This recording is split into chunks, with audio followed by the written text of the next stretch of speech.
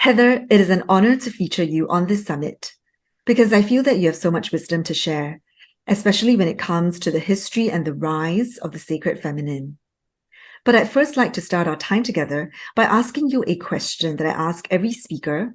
And my question is this: what was the greatest challenge in your life when it came to taking up space, especially with regards to reclaiming and taking a stand for the sacred feminine? And how did you overcome this? Thank you, Irene. That is such a great question, and it is wonderful to be a part of this summit. I think the theme is so crucial in this time. So thank you.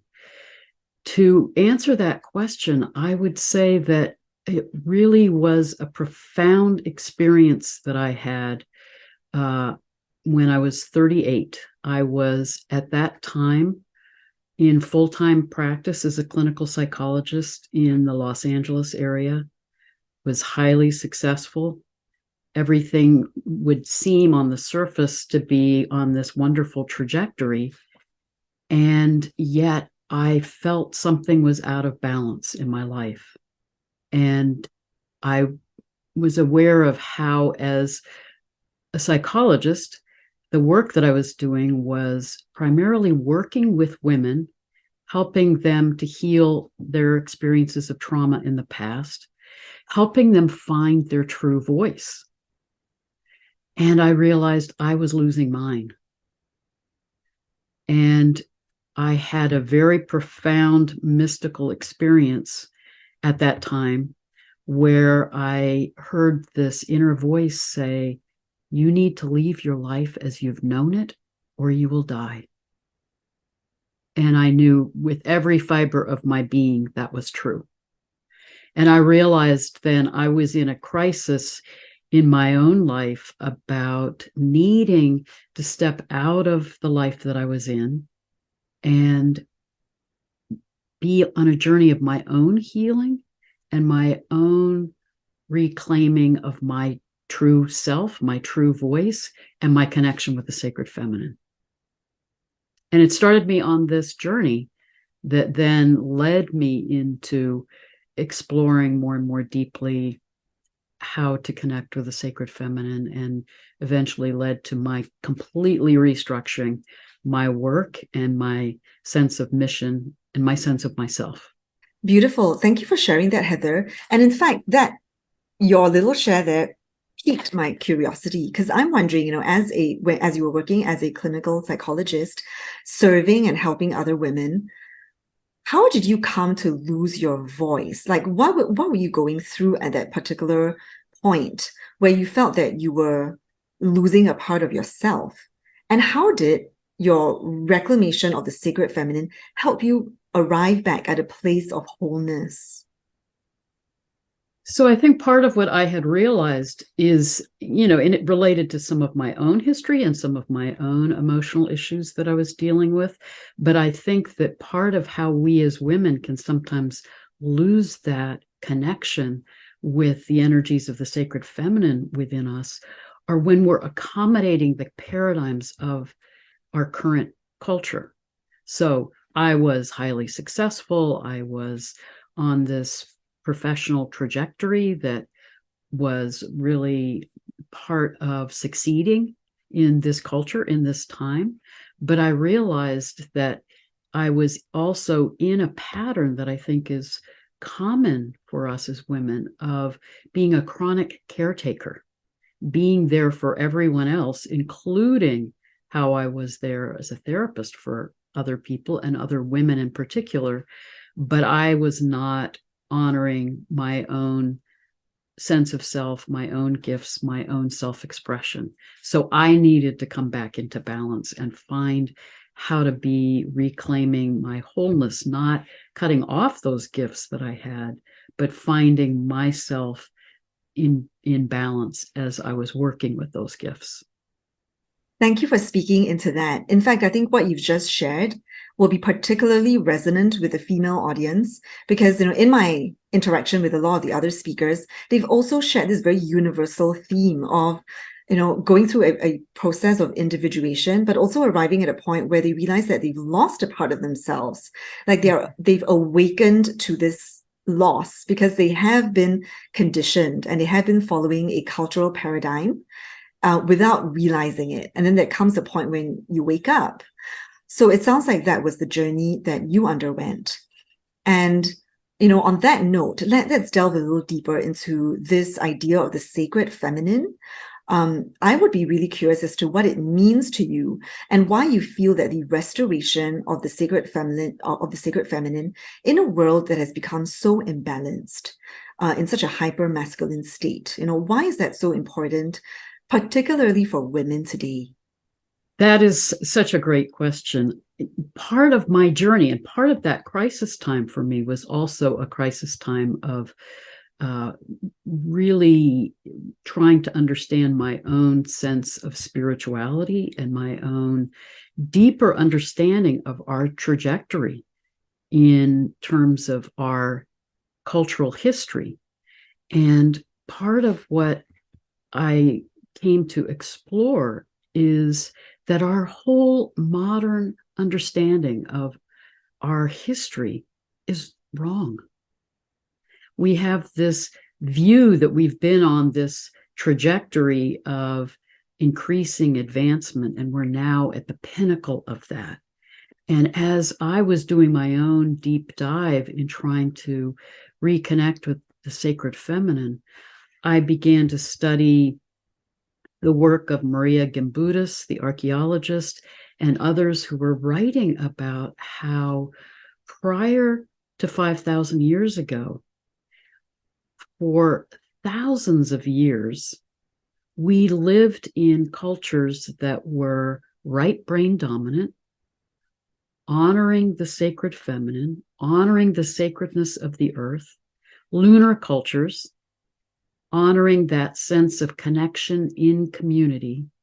And about 5,000 years ago, there was a shift into the patriarchal period where we became more left brain dominant, moved from being more oriented towards a lunar culture to a solar culture, and shifted our whole perspective of moving from an understanding of the sacred feminine, which holds that awareness that all of life is sacred, the earth is sacred, our bodies are sacred, everything around us is sacred, to this sense of what is transcendent is sacred, and this disconnection from the earth, disconnection from the sacred feminine, and increasing idealization of individuation, separation, and a whole different understanding of power.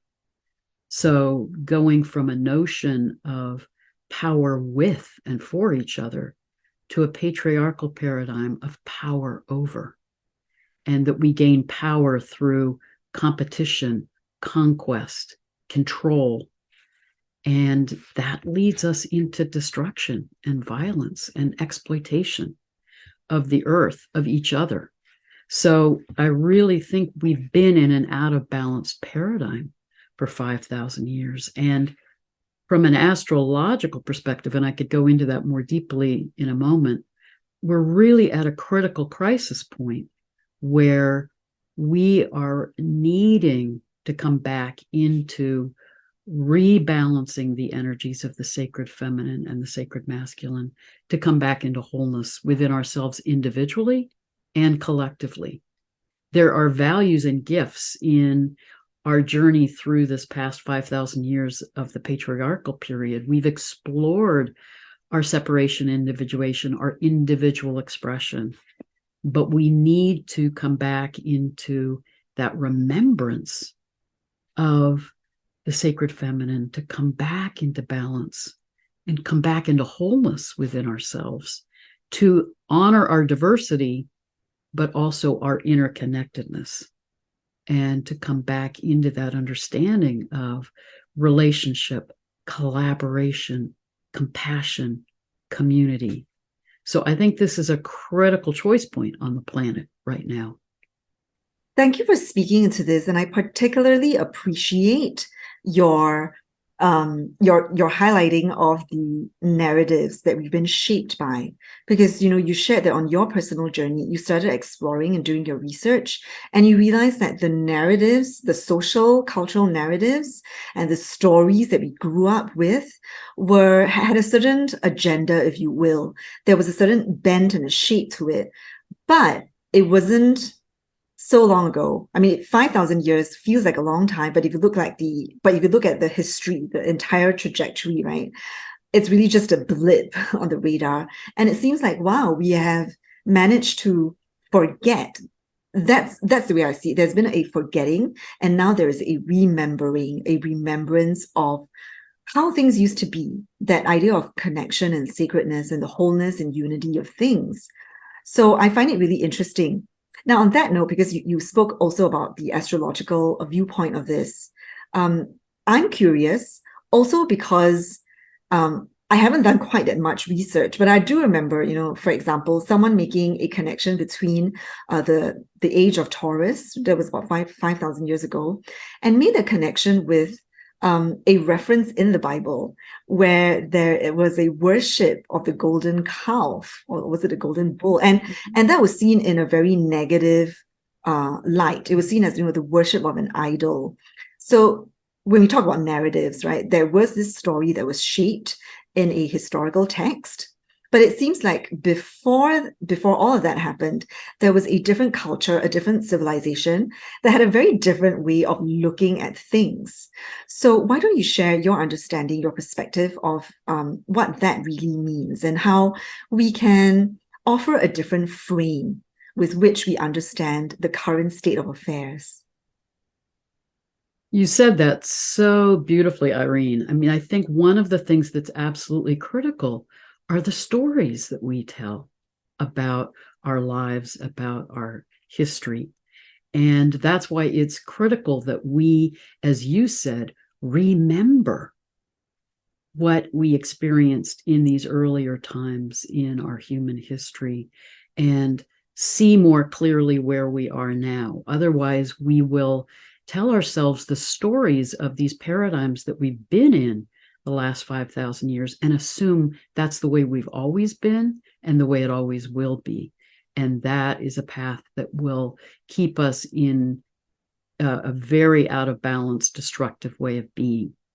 So from an astrological perspective, part of what's fascinating is the whole understanding of precession and our movement through these astrological ages.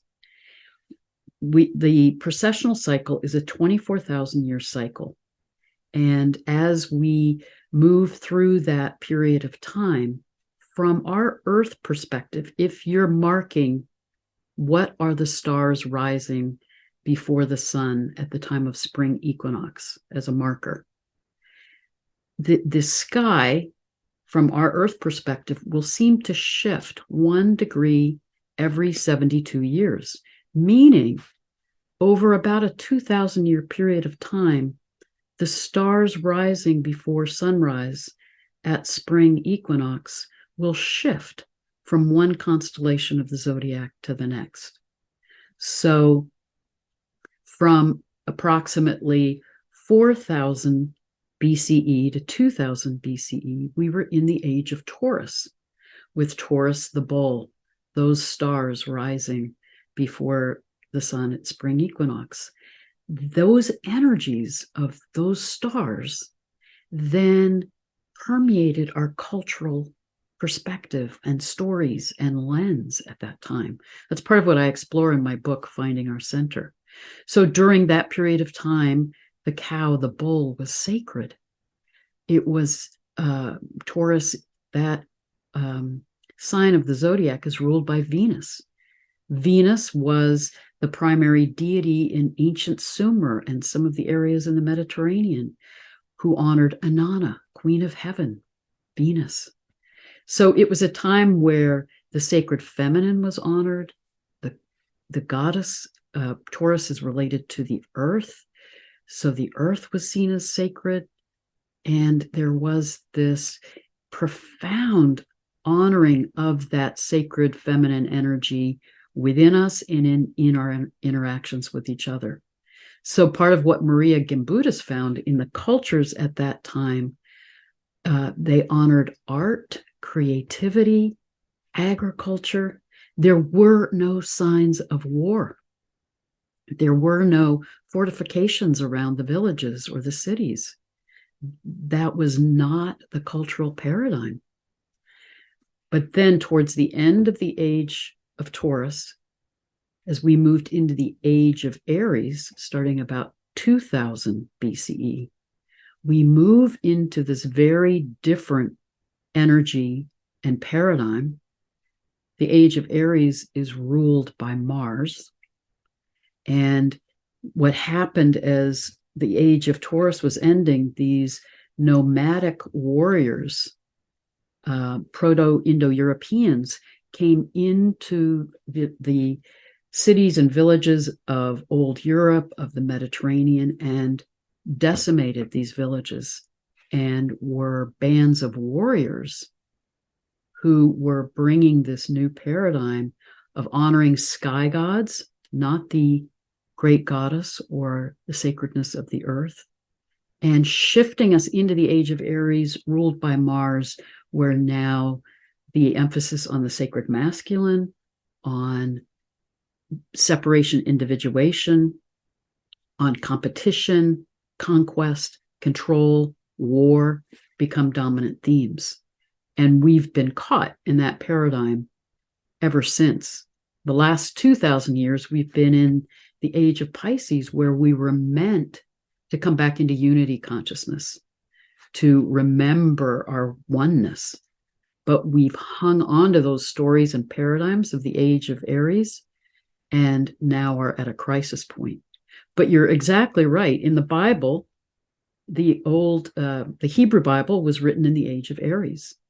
And you'll see that then the paradigms of the age of Taurus, the honoring of the sacred bull or the cow, becomes devalued. The sacred feminine becomes devalued. And in the age of Aries, they honored the sacrifice of sheep and rams. And there was this whole new story of honoring that energy of Mars and conquest and war and dominance that became the prominent paradigm. That's amazing. As I was listening to your story, I couldn't help but think, wow, a world without war. That's not a world that I grew up in. So what a different world that would be. It's really hard to fathom now. What I also find fascinating is that you mentioned how humanity has clung on to an age that has long passed. So my next question to you really is, you started out by sharing how human civilizations are affected by the stars that are rising, on the horizon. I think that's actually a really, really interesting concept that not everybody here may be familiar with. Can you speak to, maybe from your understanding, your background as both a clinical psychologist and as an astrologer? How does the cosmic energies affect our psyche as a collective, and as also on a personal level?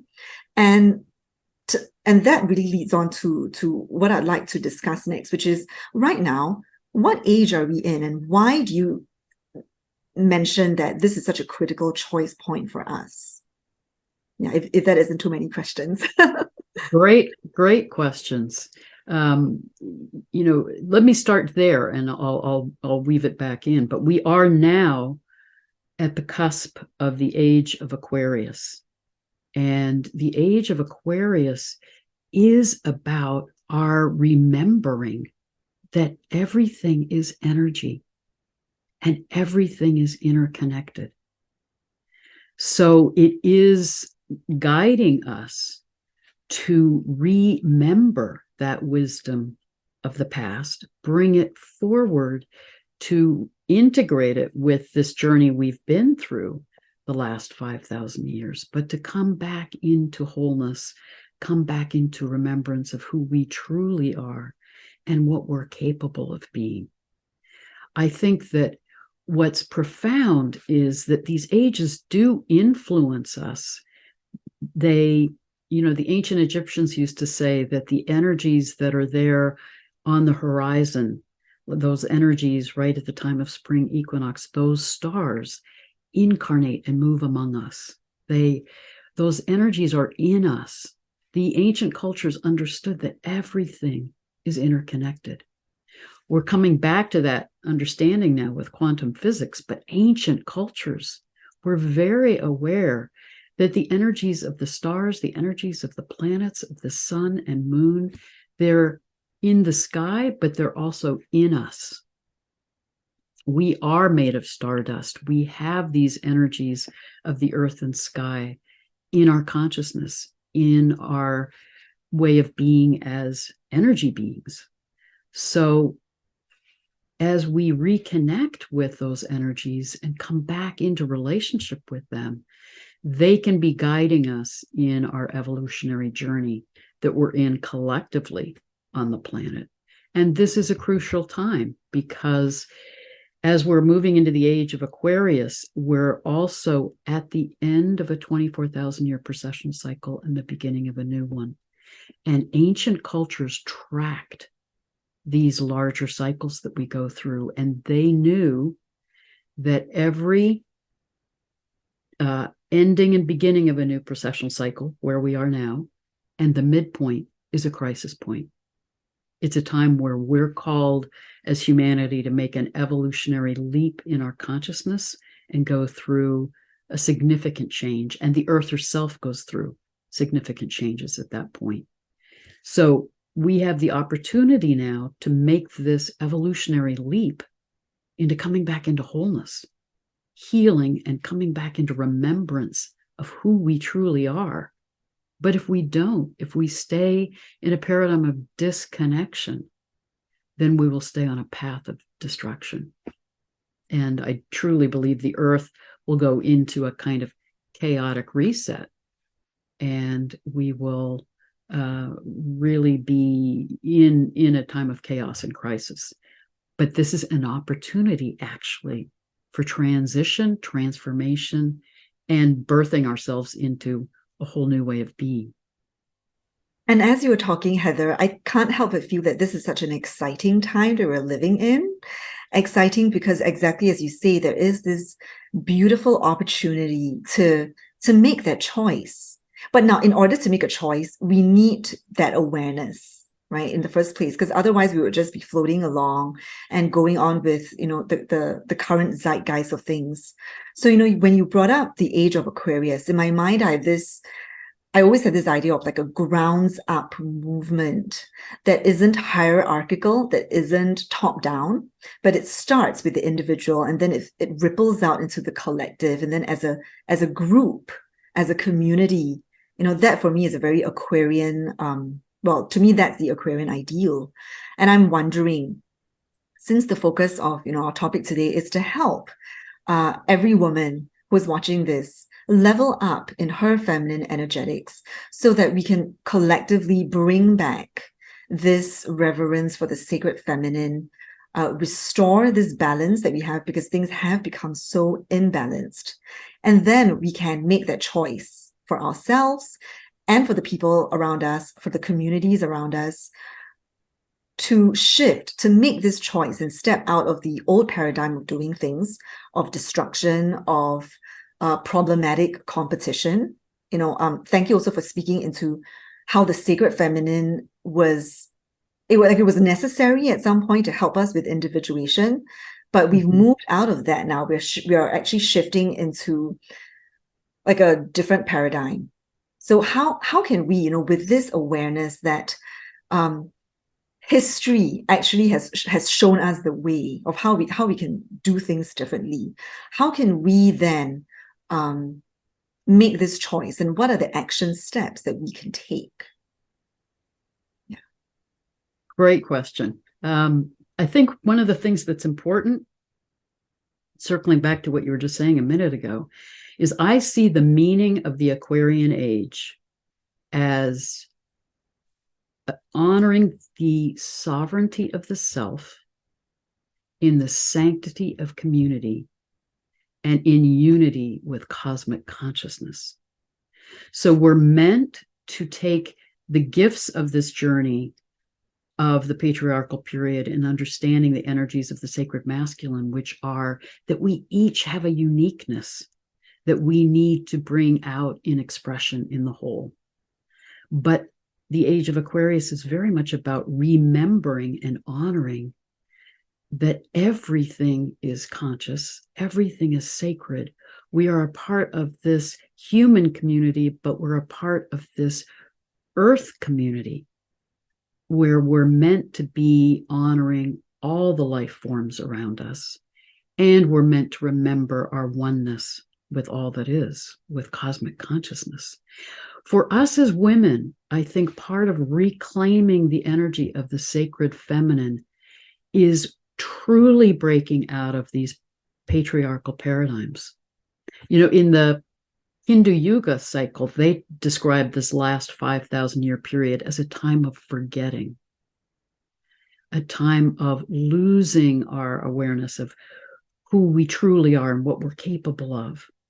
I think reclaiming the energy of the sacred feminine is remembering who we are, remembering what we're capable of when we come back into our consciousness and into our wholeness.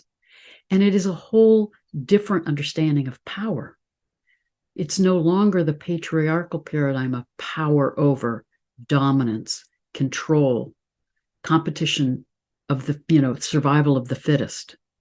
It becomes thriving through being interconnected and interdependent and in right relationship with each other and all that is. So I think reclaiming the energy of the sacred feminine, and we as women need to really hold that and model that and live that in the world in this time.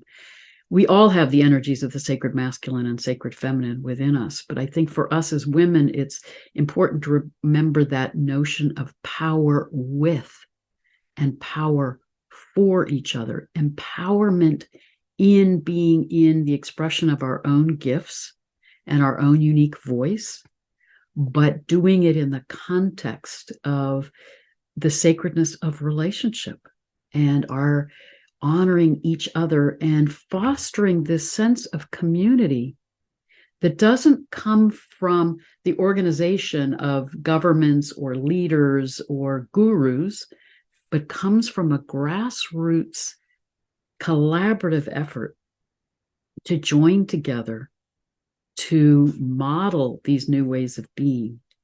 And part of what's exciting for me, being an astrologer, doing readings with people all over the world, that's happening everywhere. People are awakening. They're starting their own group organizations to foster new forms of healing or ways of being there for people in need or supporting each other or caring for the environment or finding new ways to be creative. It's happening everywhere. And that's the Aquarian paradigm. Not power over, but power with and for each other, empowering each other. Oh, Heather, as you were saying all this, I have so many thoughts running through my mind. But at the same time, as I was looking at you, my vision couldn't help but be directed towards this beautiful image you have behind you with this tapestry. I see the tree, I see the earth, I see the moon, I see that beautiful seasonal cycle. And I'm wondering, can you share with us your inspirational story or vision of what, everything you've just talked about? What is the new story that you have in mind that would be of service to women who are remembering and reawakening to the sacred feminine within them? That's really a wonderful question. And one of the things that I'm really interested in exploring is I truly believe part of what will guide us into these new paradigms of the Aquarian age are the writers, are the artists, are the creative ones who will be envisioning this new world, this new way of being. And we need their and we all carry some creative spark of that. But I think it's important that we're sharing those new visions and stories with and for each other. And I truly believe it is coming back into that deep awareness of, the image of the tree is the world tree that connects us to the energies of the earth, but branches reach up into the sky. That part of the new story is remembering that we are a part of the oneness and that we are soul selves having an embodied experience. And this embodied experience is sacred and is our own unique creative expression. And our soul selves journey through many lifetimes and know that this is all an experience. It's part of our, expression of cosmic consciousness. And that ultimately we come back to that sense of oneness.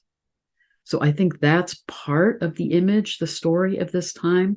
But I think we will be developing new stories, new expressions of that as we begin to integrate these energies of the age of Aquarius. Yes, I love that you mentioned creativity, because I keep thinking, I keep expecting to be surprised. I feel that there are a lot of, the news that is out there, that is all the noise and distraction that tends to focus on the negative, on what is, what is sensational and dramatic, but it's not uplifting, it's not inspirational. And I don't think we need that. I think they think that this is the type of news that sells, and I suppose it does, because it activates, right, that sympathetic part of ourselves, that fight or flight, and it's the first thing that our attention goes to. But the restoration of humanity, I feel, also rests in that creative spirit that we all have to create a different paradigm, a different world, a different reality. So I love that you spoke to creativity. And at the start of our call, you did also mention that at a time when the sacred feminine was revered, things were, it was a life that was more right brain dominant. And in talking about, say, neuroscience or neuropsychology, there is this understanding that the right brain is more creative, is more fertile in that sense. So I'm wondering if you can speak a little more into that, and how women inherently as creatrix, we can tap onto those energies to then create the reality that we want in our personal lives, and also for the communities that we are a part of. Beautiful. Yes. And from, part of my journey as a psychologist was doing neuropsychology for a number of years. And we are, in fact, in this time, shifting from being left brain dominant to coming back into more balance between those left brain, right brain ways of knowing. And as you were saying, left brain dominance is about a focus on language and analytical reasoning, breaking things down, understanding them, dissecting them. It's much more linear thinking. Right brain thinking is more holistic. It's more about creativity, intuition, empathy, the awareness that everything is interconnected, seeing things as part of a whole instead of breaking them into their different parts. So as we're reclaiming those right brain ways of knowing, it opens the pathway to more creativity, to our ability to envision and imagine new ways of being, to together co-create a new earth and new ways of being on the planet. And I think our bombardment by news and all these sound bites, very left brain, is also keeping us in fear, keeping us in negativity, and keeping us caught in this old power over paradigm. Because if you're caught in fear, then your tendency is to give your power away to some authority who will save you, rescue you, protect you. And part of what's crucial in this age of Aquarius is it's a paradigm of we are the ones that we've been waiting for. We can co-create a new world together by opening more and more to those right brain ways of knowing, which allow us to really understand the magic in life and be in this creative process to co-create a new world together. And the right brain ways of knowing also remind us of our interconnectedness.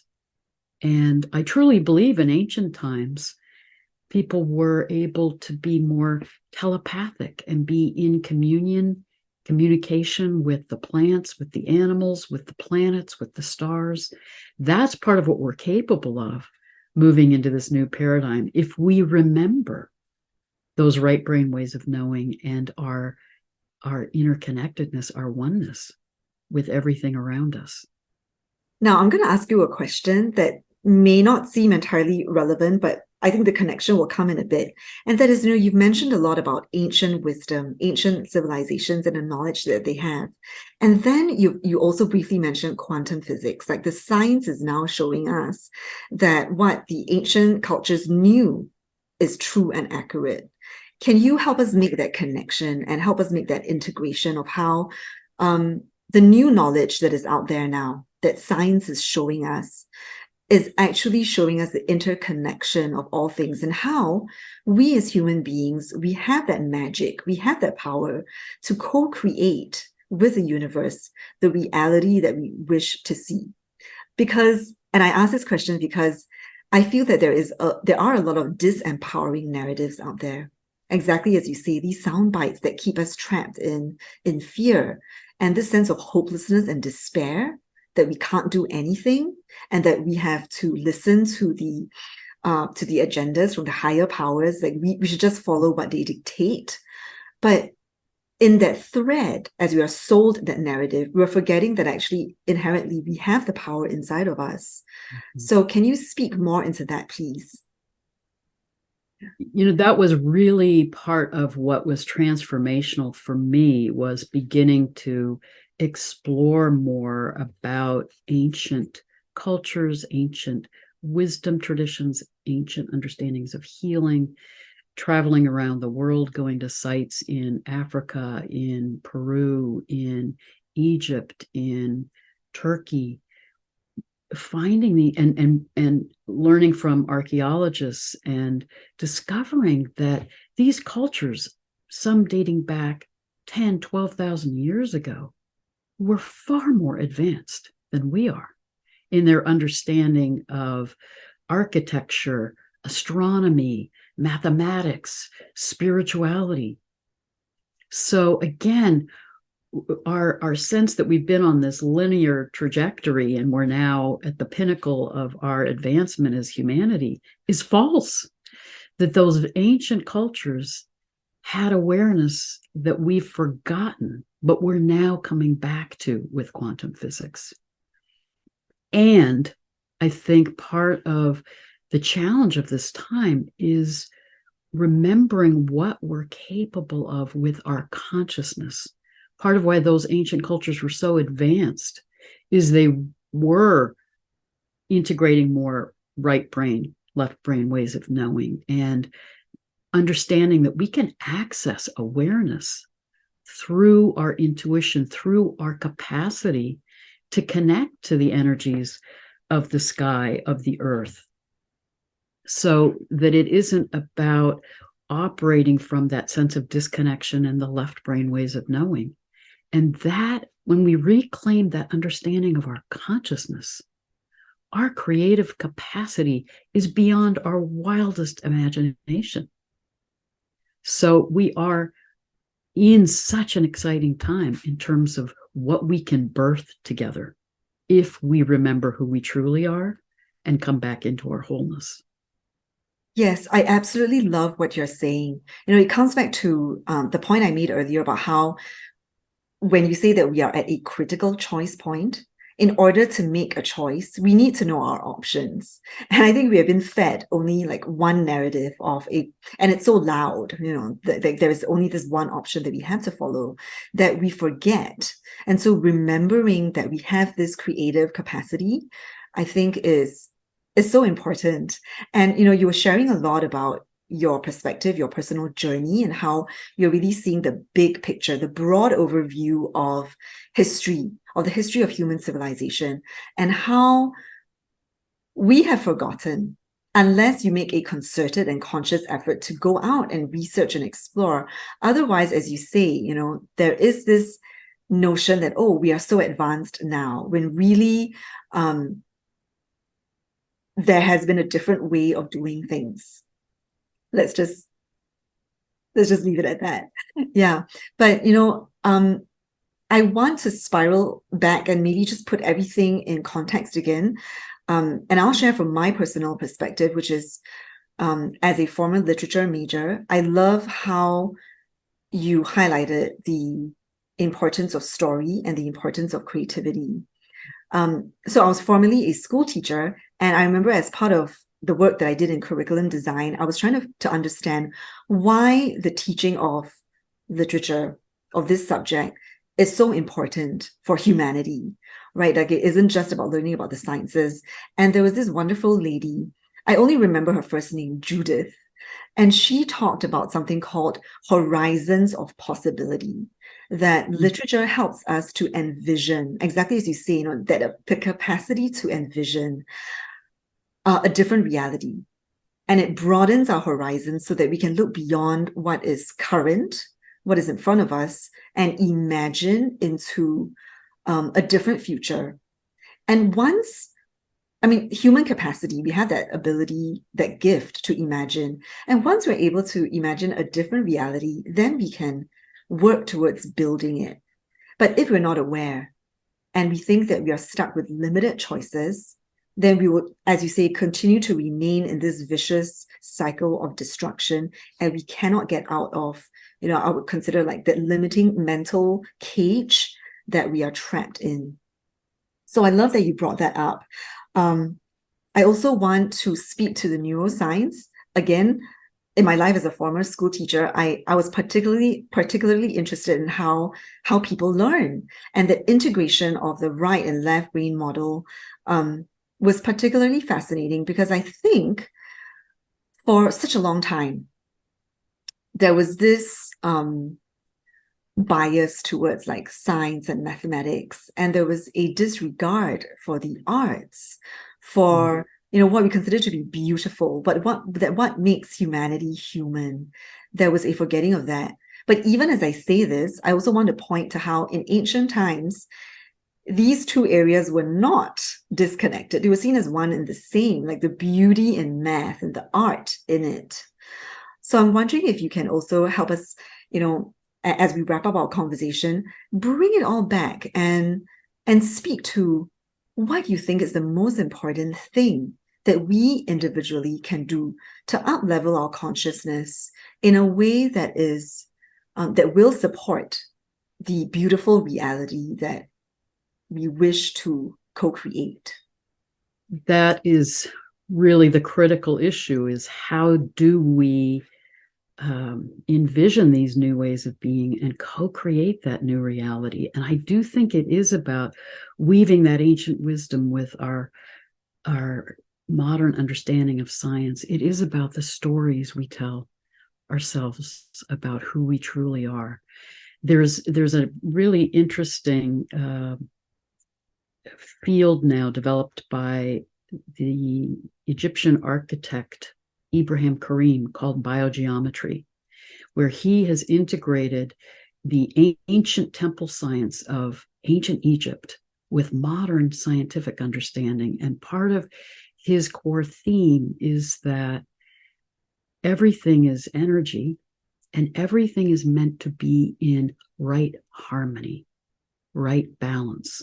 That is what a lot of the ancient cultures understood, and their art and their architecture all was expressing that energy of how we come to center, how we come into right relationship with each other, right harmony, right balance.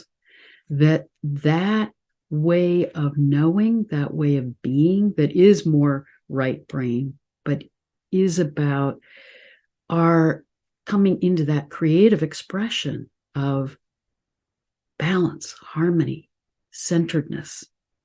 is the key that will guide us forward into the new paradigms and into these new ways of being. But part of what I love about what you're doing with this summit, this conference, is talking about taking up space. We have to be willing to say no to the old paradigms and not try to fit, the round peg in the square hole. We need to say no. If we're envisioning whole, radically new ways of being, and we're going to start living that and being that and modeling that and supporting that in each other, and basically starting a parallel reality to be moving into these new paradigms. And I truly believe, Rupert Sheldrake talks about morphogenic fields. If enough of us hold that new creative consciousness, it will transform the collective. But if we shrink ourselves and feel suppressed and constricted to stay in this cultural paradigm, or just try to revise it or modify it or find space in it, we will end up just looping through these destructive narratives and stay on this destructive path. We need to say no to those paradigms of power over and the patriarchal paradigms and say we choose to be on a new path. Yes, and it starts really with the self. Earlier on, you had said this beautiful phrase, the sovereignty of the self. Like it starts there in the sanctity of the community.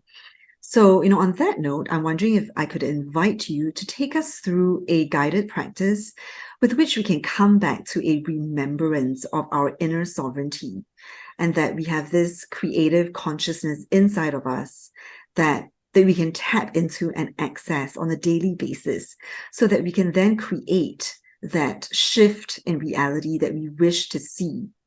And that enough of us do it, right, as a collective in our own individual way, that change will happen. I mean, it is already happening. There are parts of the world when we can see evidence of that. So, so why don't I let you take the space and guide us through a practice? All right, I'll just do a brief practice. And one of the things that's been a part of my journey is exploring shamanism. And that is that deep understanding that everything is energy and that we can be in communication with all that is. So let me do a brief guided meditation that reminds us of that inner connectedness, because as we can reclaim that, one of the things that I love in my astrology classes now, instead of just learning about the planets, we are actually opening in a meditative way to do a shamanic journey to the planets and let them tell us who they are and guide us in how we can connect with them. So in this guided meditation, I'm going to encourage us to open to that kind of awareness of our interconnectedness and our being in a sovereignty of the self, part of the oneness of all that is. So let's close our eyes and begin to breathe in and out slowly and deeply, releasing any stress, any tension, any distracting thoughts. And take a moment to feel your feet connecting to the earth. As you breathe in deeply, draw in the energy of the earth to ground you, to support you, to nurture you. Feel roots go from your feet deep into the earth, drawing up her energy, pulling that into your body and letting it swirl through every part of your body, grounding you, energizing you. Feel your connection to her rhythms, to her energy. Allow your heartbeat to begin to resonate with the heartbeat of the earth. Now, as you continue to breathe in and out slowly and deeply, open your crown chakra to the energies of the sky, breathing in the energies of the sun and moon and planets and stars. Draw those energies down through your crown chakra, down into your body, allowing that energy to flow through every cell in your body and to surround your energy field with the light and wisdom of the sun and moon and planets and stars. Remember that we have the energy of the earth within us, and we are made of stardust. We connect to the energies of the earth and sky. As you feel those energies moving throughout your body and around your energy field, allow the energy of the earth and the sky to meet at the center, to meet in your heart. Feel them merge together in your heart, supporting you in remembering that you are one with the earth and sky. Allow yourself to feel that connection of the sacred feminine and the sacred masculine, your soul self and your embodied self. Tune into your heart. Feel how your heart is that chakra at the center of who you are, that connects you to the center of the galaxy, the center of the earth, that connects you to the heart center in every person on the planet, that connects you to the center in all that is. Allow yourself to breathe in and out, focusing on that connection with your heart, where you honor your own unique self and your interconnectedness with all that is. And remember, you're part of the oneness of cosmic consciousness, oneness of all that is. Allow yourself to feel that deep connection with your oneness with all that is and your uniqueness. Feel that in your heart. Honor that in your heart. And now gradually, gently bring your awareness back to this moment, to this time, and gently open your eyes.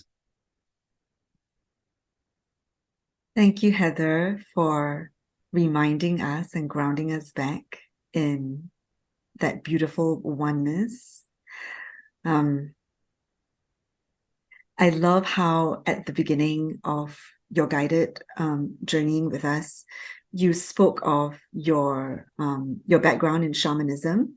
That was something that we didn't quite get to talking about, but I feel it is implicitly infused in everything that you were sharing. Because when you were speaking to how you teach your astrological classes, it's not about, I feel that the idea of destruction, sometimes it can be unintentional in the sense that what we as humans do is that, for example, when we enter a place, we dominate because we think we're here to tame, we are here to domesticate, for example, the animals or the land, that we are these superior beings here with our intellect, with our intelligence, that we are here to civilize, right? We can see that in the past thousands of years of, slavery, colonialism, and all of that. But what you were speaking to was when we connect with the planets, it's not just us trying to figure out what energies they have and then listing and recording it all down, and thereby proclaiming that we are the ones with the special wisdom and knowledge. What you're really speaking to here is that dialogue, that relationship, and the feminine is relational. So that relationship where we come to a place of stillness, when we drop the ego, when we drop that sense of superiority that has been the narrative that we've been brought up with, that we are superior to the animals, for example, that we are superior to Mother Earth. For example, even when I think about agriculture, the idea of having monocultures, because that is productive, right? Versus respecting and honoring the intelligence that Mother Nature has in the diversity of species. Yeah. So I feel that when you talked about having that relationship, this is what I feel is that sacred reverence for all things, for all life, that regard that everything, animate or inanimate, has a sentience. So that journeying, though it was a short practice, it felt very grounding, because when we arrive at a place where we have that reverence, there will be no desire at all to harm or to dominate or destroy. And I feel that when we can remember, when we can be conscious of that oneness, then we don't have to worry about war anymore, because we will be living in right relationship and in harmony to all that is around us. Yeah. Beautifully said. So as we come to a close, Heather, first of all, I want to voice my deep appreciation for your presence here, for taking the time out of your busy schedule to share your experience, your wisdom, amassed over years and decades of your own personal journeying, so that, as a collective, we can all benefit and learn from what you have experienced and what you have learned.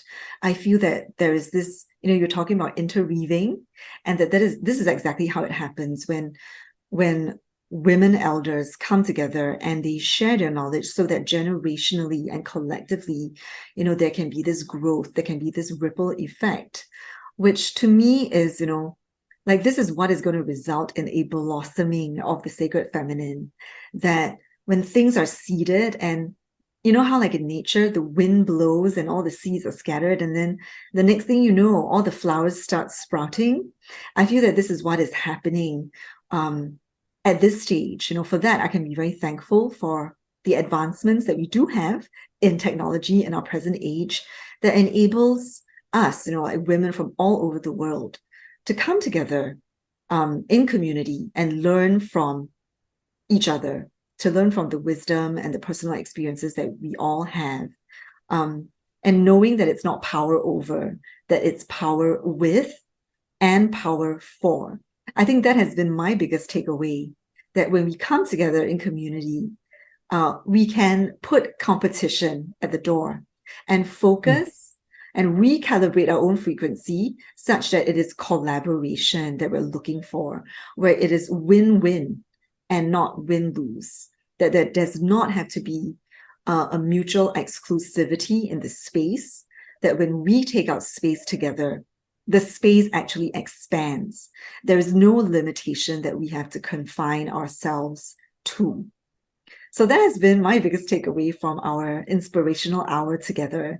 And in closing, I'd like to ask you, what is the one main takeaway that you would like our summit attendees to have from our session together?